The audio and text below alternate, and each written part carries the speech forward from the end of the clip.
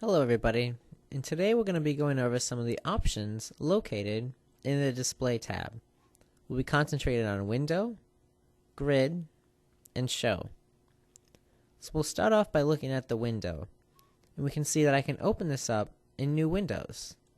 So I can have several windows of the same design. So if I go in and change the design in one window, we can see all of them have updated as well. So I can also view this another way, and I can actually split this viewport up. Look at 2 horizontal, I can look at 2 vertical, or I could have 4 viewports. And now I can select on one, change it, and they all update. They've also all updated between the views as before. So you can see they've all gone back. So now also you can switch between windows up at the top to switch between them. Or you can switch like you saw me do by selecting at them on the bottom. So now let's look at the next options, which are under Grid. So I can select here and let's put a grid in. So first off, I can show the sketch grid or not show it. I prefer to see it on the screen though. And now let's look at some of the other options here. I can fade scene under grid or clip scene above grid.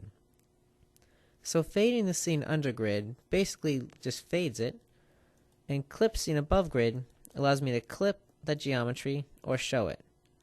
I prefer to clip the geometry and not fade it under the grid. I think I can just see everything a little bit better. So now let's look at our last options under Show. And the first option you see is a ruler. So that'll pop up a ruler in the bottom right hand corner of the screen. So now when I pull on geometry, we can look at the ruler to determine how much I'm moving it. So I've pulled it about 24, pulled it back to 0, and pulled it to a negative value. So that's how you can go about using the ruler. I prefer to turn it off. So now the next one shows or hides the tool guides.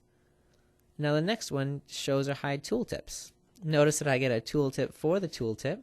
But if I turn it off, I will no longer get these tooltips when hovering over different icons. So next we can see our mini toolbar.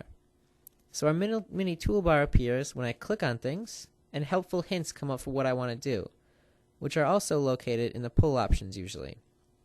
So if I turn that off, I'll no longer get those popping up, but I'll only get them if I right click, and then they can still appear. So I usually have that turned on. Next we'll look at our world origin, which will show location 0, 0, 0 for the X, Y, and Z. And I can also show spin center. Spin center is helpful because it shows you where you're spinning around in that red, green, and blue icon popping up. So next we can see offset baseline faces. So by turning that on, it'll show which faces are the baseline, so that I can pull on those baseline faces to make modifications to the design. So next we can see that there's a coaxial face group. So I don't have any coaxial face groups right now, but I can create one by selecting coaxial surfaces and then right clicking to create a coaxial group.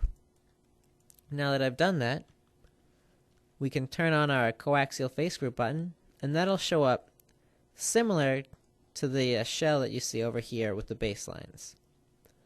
I hope this has been helpful in explaining some of the options that are located in the Display tab. Thank you for watching.